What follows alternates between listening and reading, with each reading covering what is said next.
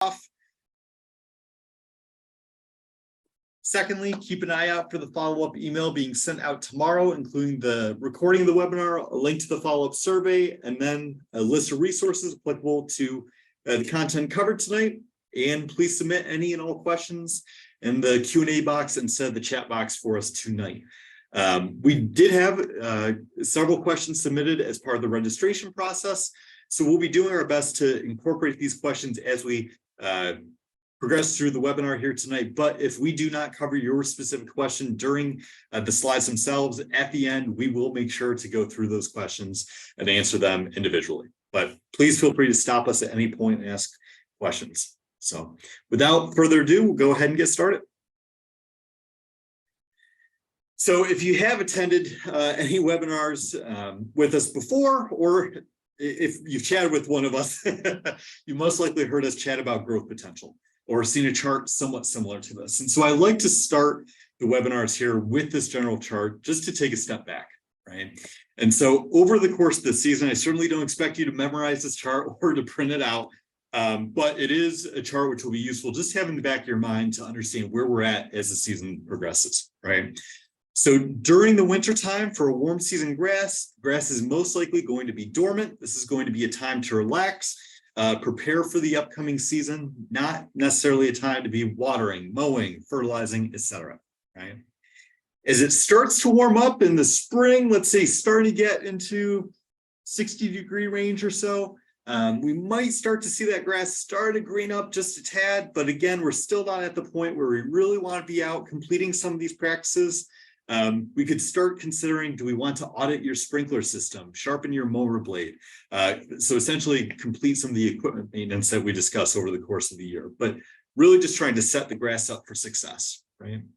And we'll start to transition. You can see the yellow dot here is right where I expect that grass to really start to pick up, right? And so once we start to get into the 70-degree range, 70, 80-degree range or so, that grass is really going to start to take off before ultimately reaching its peak. What do you say, about right around the 80, 85? Yeah, I think so. Probably like 25. Yeah. And if it does start to get a little bit warmer, you'll see that grass start to slow down. So if you're starting to get up into the 90s or even warmer, then you may start to see the grass slow down. So this doesn't necessarily mean it'll be a full dormancy per se, right? We can certainly discuss about summer dormancy, where the grass essentially starts to go yellow a bit, but doesn't mean that it's dead, right? But this is really a time where we would take a step back and monitor the lawn, right? So if we view this green point as when we're most likely going to be fertilizing, mowing, watering, potentially completing some of the more aggressive practices we recommend, such as aerating, this yellow point in the latter part of the summer, we want to take a step back and not necessarily be having such an aggressive approach, right? We want to make sure we're not going to stress the grass. Once the temps start to fall, though, back into the 80-degree range or so, then we will see that grass start to reach its peak once again before ultimately entering dormancy as the temps start to drop into the 70s, 60s, and below. So again, this is, I wouldn't necessarily keep this chart as a bookmark per se, but it is useful to keep in mind that we're really heading into the optimal time in most regions for a warm season grass. So this is a great time to be considering lawn care and prepping for the season. So tonight we'll be discussing 4 key practices. So firstly, watering, secondly, mowing, thirdly, fertilizing, and then lastly, repairing. All right, so we're going to start with watering. This is most likely the most important thing for your lawn in these upcoming months.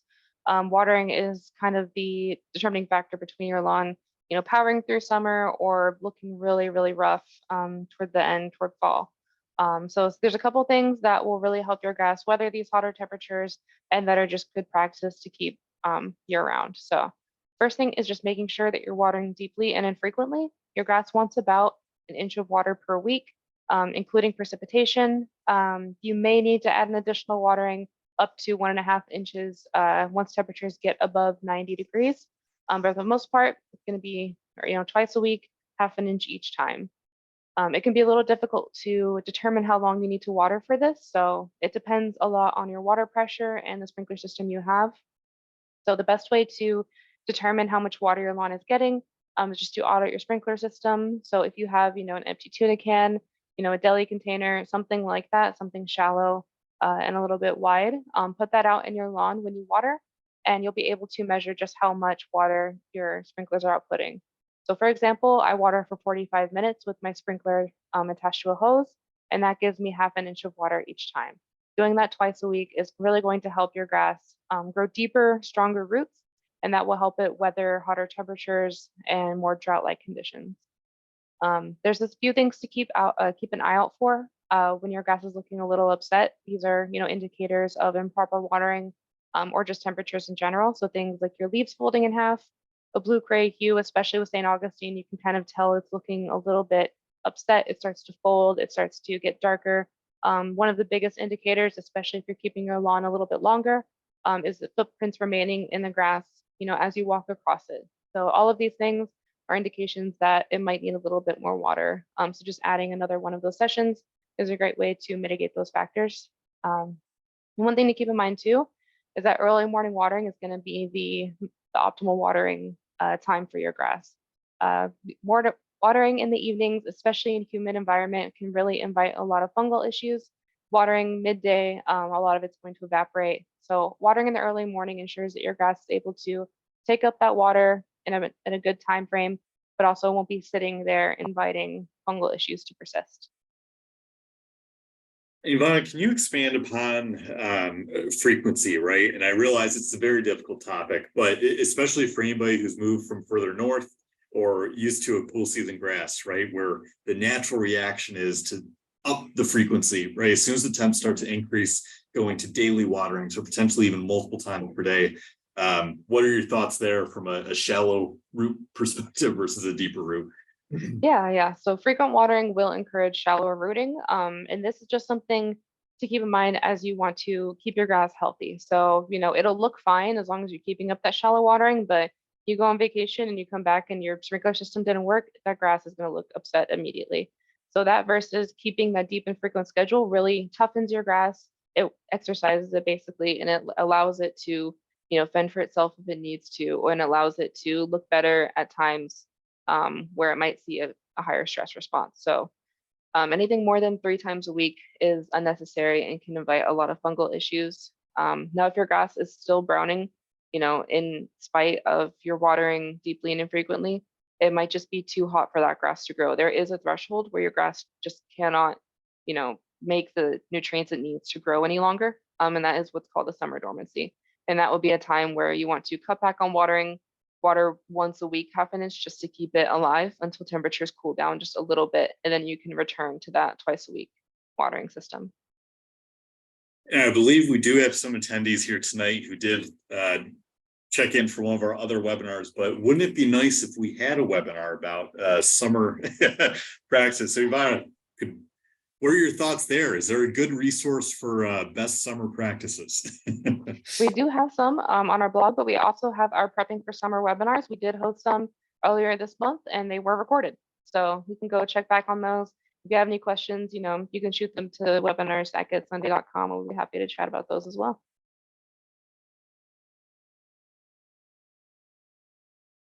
All right.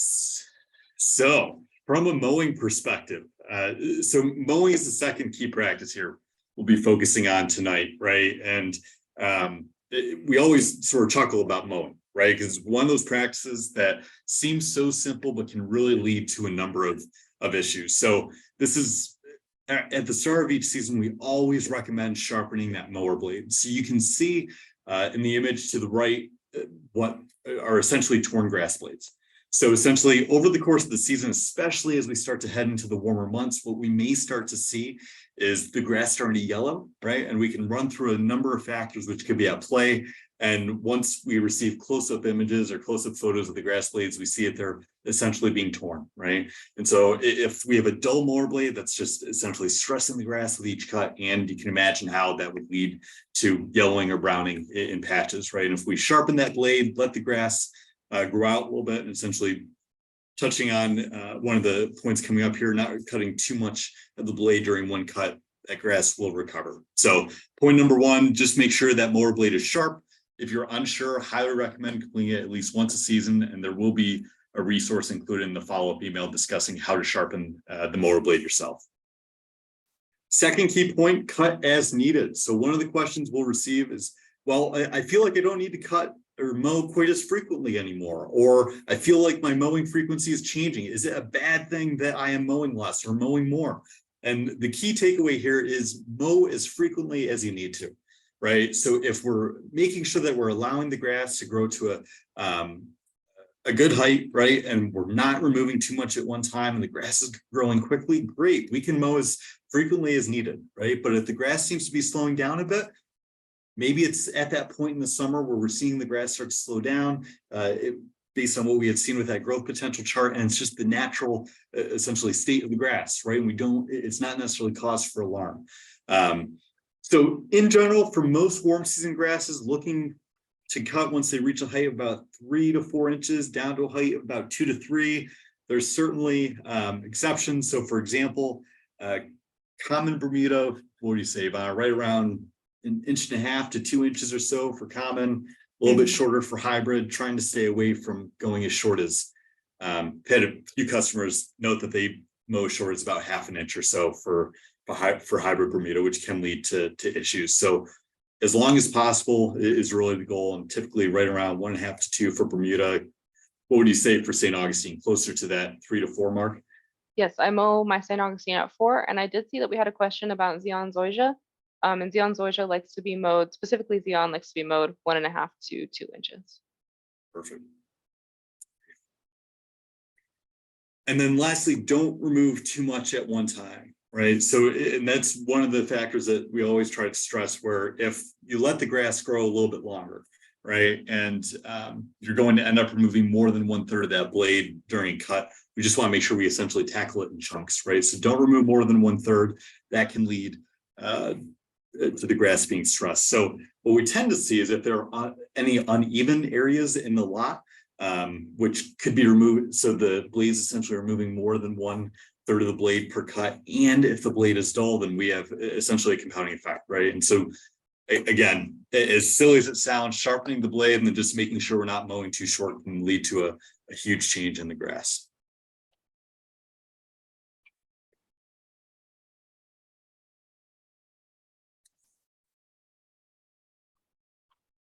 And so actually, before I move on, Ivana, got a question for you. This is one that comes up pretty frequently. So not necessarily as crucial here as we're heading into the summer months, but especially earlier in the season, and just to highlight, it's not something we'd be looking at right now.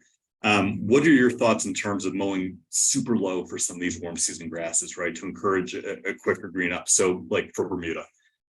Yeah, so sorry. There's 2 grasses that we encourage scalping once a year, and that's Bermuda and zoysia.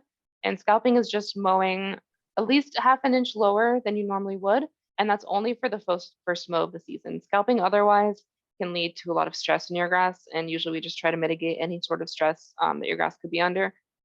So if you see anything recommending scalping, we typically just recommend it for the first mow of the season. And again, that's just, 1 inch to 1.5 inch, or sorry, 1/2 inch to 1 inch lower than normal.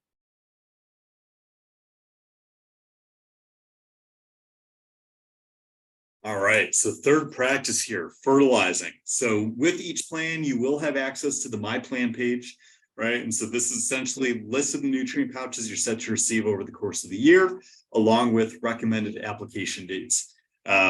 Key point to stress here is that these are a great starting point in terms of application dates, right? And so what I mean by that is, of course, these dates are the ideal times to be applying the pouches, but if you are unable to apply the pouches during these set timeframes, that does not mean that the season is lost, right?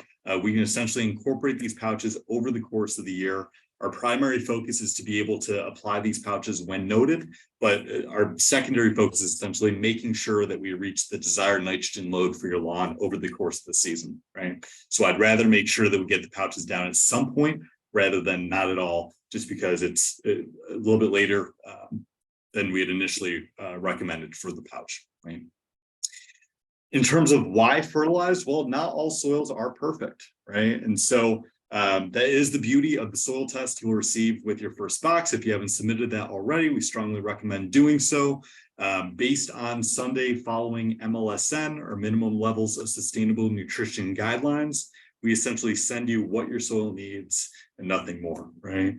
And so making the grass essentially less reliant upon fertilizer, minimizing some of, or making the grass more resilient to some stressors, so certain diseases, for example, or disease issues. So really just making sure that, for example, if you do not have a phosphorus deficiency, then not sending a pouch with phosphorus, right? So key component of the plan is completing that soil test just to make sure you're receiving the optimal pouches. Secondly, in terms of when, again, reference your My Plan page, but we can always adjust as needed. So always feel free to reach out to our team if you have any questions, even under ideal circumstances, right? We could have a rainstorm which prevents you from applying the pouch for a period of time. So we just want to make sure that the pouch is going to be most beneficial. And we did have, oh, sorry, go ahead. Oh, go ahead, bye. I'm gonna say, something to keep in mind are the temperatures. So what are some conditions to think about when you're applying fertilizer? You know, the temperature and if there's rain in the forecast. Yeah, really good point. So from a temp perspective, ideally we would say about 50 to 80 degrees or so is when we look to apply the pouches, but that would essentially be the last condition that I would look to fulfill. And what I mean by that is ensuring that the grass is going to benefit from the application. So in theory, let's just say that the grass or the temps, it's been above 100 degrees for several weeks, right? You're in an extreme drought, the grass is showing signs of heat stress or drought stress. Even if it's below the 80-degree mark in the early morning, I still would hold off on applying that nutrient pouch until the temps or the conditions improve, right? I want to make sure that essentially if the grass is starting to enter a summer dormancy, or if it's showing any signs of stress, that we're not essentially encouraging it to grow with that nutrient pouch, right? So that's the first condition. Make sure that the grass is going to be able to benefit from the application. The second factor is, as Ivana highlighted, just making sure that conditions are going to be optimal. So rain isn't in the forecast for at least 24 hours. If you're set to receive rain, too much rain within 24 hours could essentially dilute the pouch. Of course, if you apply the pouch and there's a light sprinkle, then we can always chat, but not as big of a concern as torrential downpour for several hours after an application, right? But if you're able to forecast the weather perfectly and never run into any issues, then let me know, because we could greatly use a weather a weather person. And yes, so key points there. Ivana, did I miss anything? No, apply 50 to 80 degrees. No rain within 24 hours. Basically, what you want to keep in mind, make sure your grass isn't stressed. Perfect. All right, and now the last thing we want to touch on is repairing your lawn. So this is something that you'll look at, you know, after you've kind of figured out what was the thing that damaged your lawn in the first place, whether that was high heat. I know a lot of areas in Central Texas, my lawn included, were damaged with the late frost this year. So just kind of figuring out, you know, what caused it, making sure to either remedy that or just make sure it's not going to happen again, and then looking to repair your lawn. There's a few different ways you can repair warm season grasses. The luxury of a lot of warm season grasses is that they will do what we call asexual reproduction, which means they will, you know, grow these vines and repair areas themselves without the need to seed. So there's a few grasses that you can seed. Common Bermuda, you can use seed for. Bahia is one that you can use seed for. Centipede has seed, zoysia has seed. But with a lot of these, you want to make sure that the cultivar is right, and you want to make sure that seeding temperatures are right. As far as, you know, using sod or plugs to repair certain areas, that will be a quicker fix than just allowing it to repair itself. And for the most part, I would say if the area is, what would you say, well, any bigger than 4 feet, then I would look to use like sod or plugs. But anything smaller than that, I would try to allow your grass to repair itself. And in doing so, that would just be adding a little bit of organic matter, something closer to a topsoil where it doesn't have as much organic matter, just because we are getting into those high temperatures and we don't want to burn it with the heat of pure, you know, compost. But just adding a little bit of topsoil to those areas to encourage your grass to fill in I know right now St. Augustine is going very quickly. I had a patch in my lawn that was about 2 feet across, and it's repaired itself fully in the last 3 weeks after applying topsoil. So just doing things like this to encourage your grass to fix itself so you don't have to add any sort of inputs, you don't have to spend any money, just allowing it to do that. And the benefit there is that you don't really need to pay attention to temperatures because the grass will just do it as it can, basically. Ivana, it looks like we have a few questions. Andrea's helping us out with some of the questions here, but just to provide a rough estimate in terms of establishment times, right? So if we were to your point, top dress for some of these, seed for some of the others, what would you say the optimal time frame would be for Bermuda grass, for example, right? That would generally germinate a little bit quicker or establish a little bit quicker than, say, a centipede or zoysia, correct? Right. I probably wouldn't worry about the Bermuda until you've hit like the 3 week mark. Usually, every warm season grass seed I feel takes a little bit longer than cool season grass seed. And since Bermuda is the shortest, I would say around 3 weeks is when I would look to, make sure everything's going how it should. Before 3 weeks, I wouldn't bother messing with it at all. Centipede can take a lot longer. I mean, I've seen it, wait till the next season to grow, for example. So things like centipede or zoysia take a really long time. And I see, Tim, you mentioned that a lot of places will recommend you use sod, and that's just because of what I mentioned earlier as far as the cultivars. So with zoysia, different cultivars can look vastly different. So if you know what kind of cultivar you have, seed is a great option if that specific cultivar has it. If not, they're probably right. You'll probably need to get sod or just allow it to repair itself in that way instead. And Greg, these recordings are available on the Sunday website in the calendar. Anything that was not or that has passed any of those dates, if you click on those, it will link you to the recordings, but they are also available on our YouTube channel as well.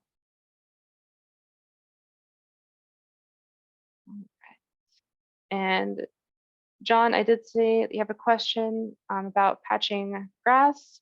Okay, so I wouldn't recommend putting any inputs in after temperatures get above 85 degrees, but you can allow it to repair itself during that time. So I wouldn't try to seed, sod, or plug, and that's probably something I should mention. So thank you for calling that out.